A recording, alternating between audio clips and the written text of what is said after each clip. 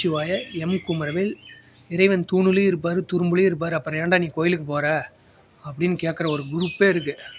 நான் என்ன சொல்கிறேன்னா, ஆன்மீகவாதிகள் மட்டும் இதை எடுத்துக்கோங்க, அவங்கள விட்டுருங்க. இதில் என்ன உங்களுக்கு புரிதல் வேணும்னா, இறைவன் தூணுலேயும் இருக்கார் துரும்புலேயும் இருக்கார், இது நிச்சயமான உண்மை. அது ஒரு பக்குவ நிலை அடைஞ்சவங்களால தான் அதை உணர முடியும். இப்போ சிவவாக்கியர் இது கூட ஒரு பாடல் கூட குறிப்பிட்டிருக்காரு, கோயிலாவது எதடா குளங்களாவது எடடா அப்படின்னு. இந்த பாடல் வரி எடுத்துக்கிட்டால் கூட நீ எந்த அளவுக்கு மனதில் இறைவனை தேடுன்னு சொல்லியிருக்காரு. பூசலார் நாயனார் அப்படி தான் மனக்கோயில் கட்டினார்னு சொல்லியிருப்பாங்க.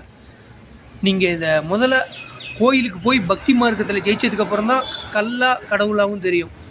இப்போ தூணிலும் இறைவன் இறைவன் இருக்கான்னு சொல்கிறாங்கன்னா, நீ பக்தி மார்க்கத்தில் வெற்றி பெற்றதுக்கப்புறம் தான் இறைவன் தூணிலே இருக்கான் துரும்புலேயே இருக்காங்கிறது உன்னால் உணரவே முடியும். அதுக்கு முன்னாடி நீ கோயில் வழிபாடு தான் செய்யணும். இதுதான் உண்மை. ஓகேங்களா? நிச்சயமாக உண்மை. ஆன்மீகவாதிகள் கோயில் வழிபாடு செஞ்சு ஜெயிக்கும் போது அவங்களுக்கே தெரியும்.